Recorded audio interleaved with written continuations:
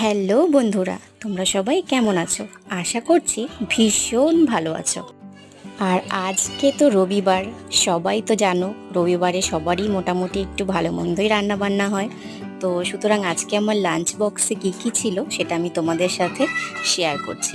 দেখো, প্রথমে যেটা দেখতে পাচ্ছ সেটা হলো বাসন্তী পোলাও, তারপর তার সাথে চিকেন কষা। দেখো চিকেন কষাটা দেখতে কতটা লোভনীয় হয়েছে, তাই না? আর এটা চলে আসলো সাথে জলপাইয়ের চাটনি। এটাও ভীষণ সুন্দর লাগছে দেখতে, তাই না?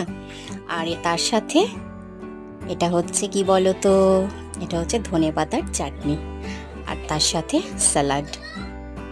তো দেখো তো আজকে আমার লাঞ্চের থালাটা কেমন হয়েছে।